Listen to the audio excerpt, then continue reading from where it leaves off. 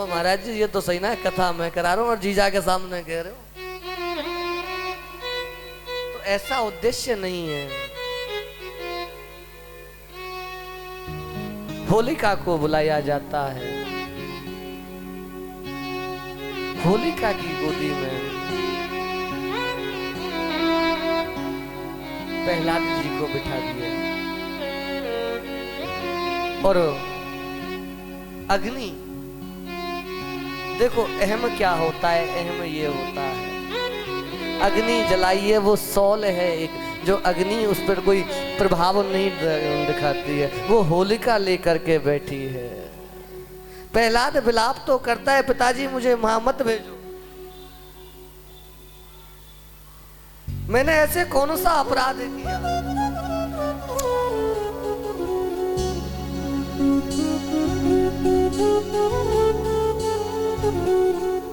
मोहि हरि नाम प्यारो,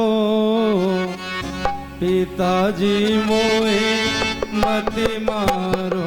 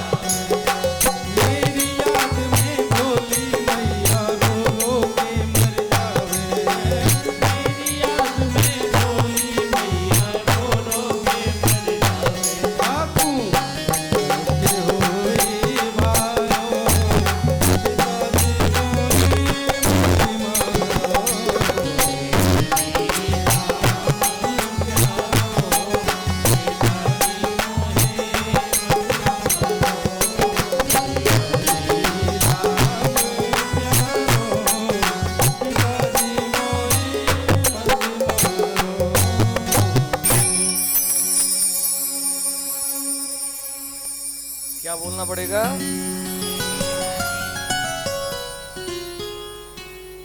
मेरे पास आज कोई दिन है जितना तुम्हें सता सकता हूं, कल से तो तुम सब आनंद में डूब जाओगे।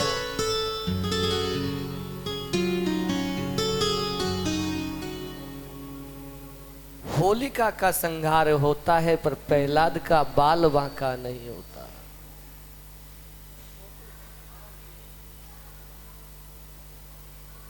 होलिका जलकर के भस्म हो जाती है और प्रहलाद फिर भी सुरक्षित बच जाता है। इसका प्रमाण आज भी देखने को मिलता है। ये भक्ति की शक्ति है। विश्वास नहीं आता तो ब्रज के पास में एक गांव है फारेन। क्या नाम है? फारेन। कोई गया है फारेन में आज तक? हाथ उठाओ। ना गए हो ना?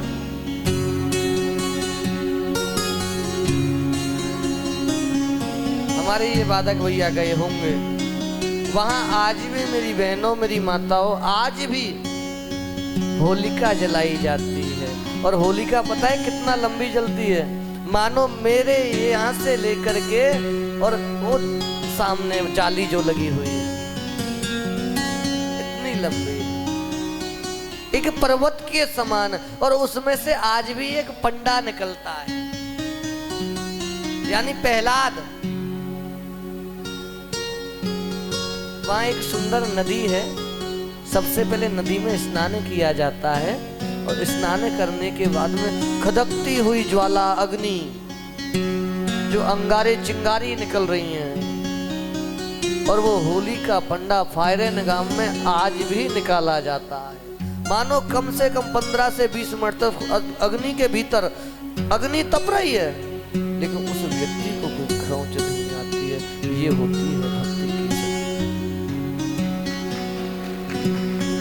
आप आइए कभी ब्रज में, ब्रज के कण कण में आपको ऐसी दिव्य आभूतियां आपको देखने को मिल जाएंगी। आज भी प्रमाण मिलता है ना। ये ब्रज में ही तो है वृंदावन, निधिवन। आप सब भली भांति जानते हो, निधिवन में आज भी हमारे श्याम सुंदर राधा रानी अष्ट सखियों के साथ देखते रहते। सुना है ना? सुना है? नहीं सुना है? और उससे भी बड़ा, आप बरसाना आइए। बरसाना धाम में अटारी के नीचे मेरी लाडली जी का एक बहुत सुंदर बगीचा है, जिसका नाम है राधा बाग। और राधा बाग की दीवार पे लिखा हुआ है, यहाँ करना ना शोर, कोई डाली ना तोड़ो, कण कण में विराजे किशोरी किशोर, यहाँ नित्य विहार करें राधा रमण, कभी आती आवाजें निपुर खनन खनन, कभी करके श्रृंगार करें श्री जी वहाँ, कभी करें इंतजार रोए आंसुओं की धार। मेरे समझ में नहीं आया था पहले मैं गया अंदर,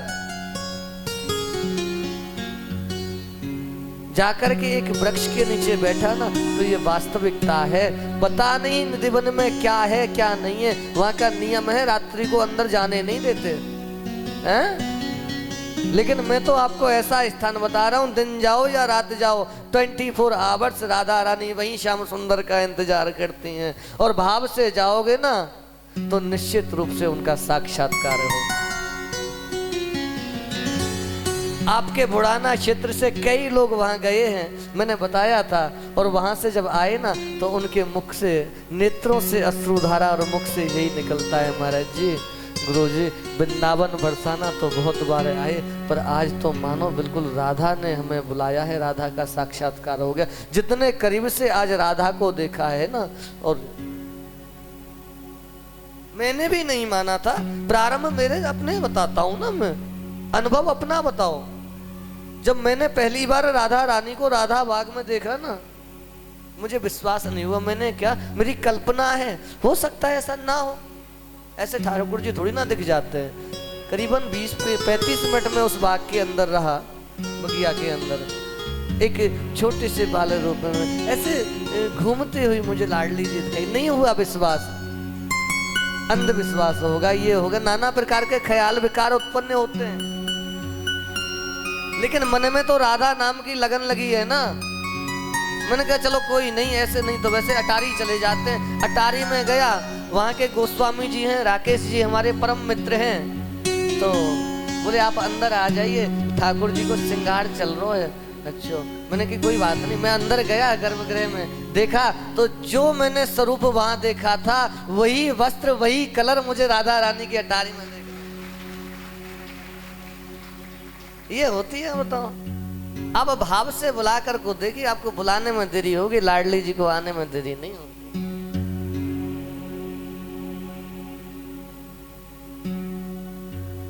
बड़ी करुणामयी है, बड़ी कृपामयी है वो। परंतु जो हमारा प्रहलाद है, पिता तो उसको नहीं मार पाया। आज प्रहलाद चेष्टा करता है, पिता तो मेरा अहित नहीं कर पाया, परंतु मैं पिता श्री का हित तो कर सकता हूँ। ये मेरे पिता महाराज हैं, ये मार्ग सही नहीं है, ये परमात्मा के विरुद्ध हैं, क्यों ना मैं परमात्मा का प्रिय बना दूं। आज वो प्रहलाद अपने पिता को समझाता है, पिताजी आप किससे शत्रुता करते हो? उस नारायण से शत्रुता करते हो जो संसार को बनाता है, कण कण में व्याप्त है। हर कण में नारायण का ही तो तत्व है। जितनी बार प्रहलाद नारायण का नाम लेता है उतनी बार ही हिरण्यकश्यप को क्रोध जागृत और चरम सीमा पर पहुंच जाता है। एक बार बोला, 2 बार सुना, 3 बार सुना। हिरण्यकश्यप बोला, अच्छा तू क्या समझता है यहां भी तेरा नारायण है? निसंदेह यहां भी कण कण में नारायण है।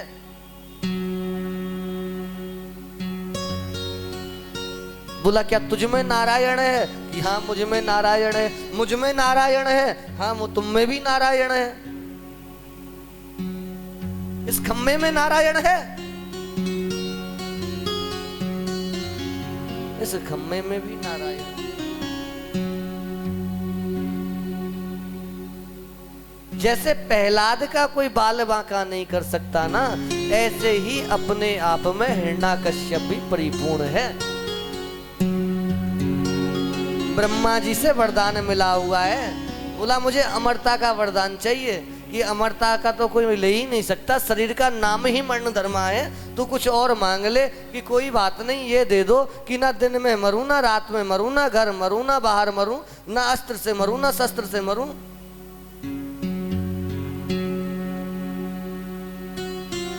ना दानव से मरूं, ना मानव से मरूं। ये भी तो एक अमरता का ही वरदान है।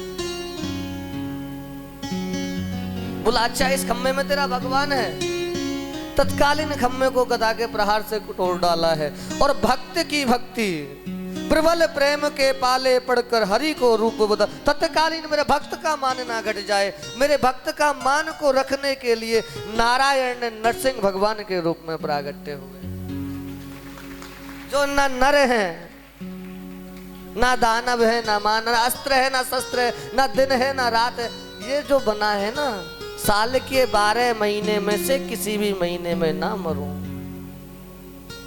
ऐसे घोर आताताई दुष्ट से इस पृथ्वी की रक्षा करने के लिए मेरे नारायण ने 13वां महीना बनाया है, जिसको हम अधिक मास कहते हैं। ना दिन है, ना रात है, संध्या कालीन समय है।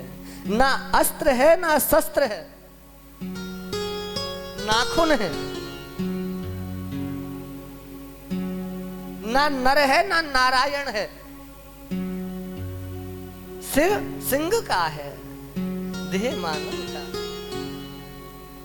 ना घर में मरूं, ना बाहर मरूं, ना घर है, ना बाहर है, मध्य द्वारे पे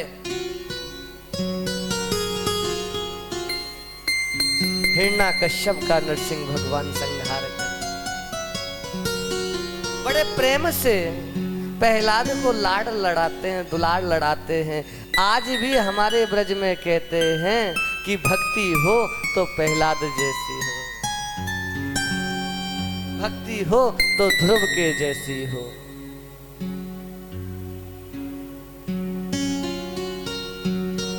लेकिन हम प्रसादी को स्वीकार नहीं कर पाते हैं। प्रसादी अक्सर हमको मिलती है, हम स्वीकार कहाँ करते हैं। हम तुम्हें कुछ ज्ञान की बात देते हैं तो तुम समझते हो महाराज जी तो पका रहे हैं। पका नहीं रहे, हम आपको जागृत कर रहे हैं। संभल जाओ। संतों के हाथ से दिया हुआ और संतों के मुख से कहा हुआ कभी व्यर्थ नहीं जाता है। मैंने कल भी आपको बताया था। कल मैंने एक कथा सुनाई थी ना, पोता दिया है तूने जा पोता तुझे मिले। ये संत कबीर उत्तर तुझे इसका जरूर देगा, पोता दिया है तूने जा पोता तुझे। ये तो शब्द की महिमा थी। एक बार ऋषि दुर्वासा जी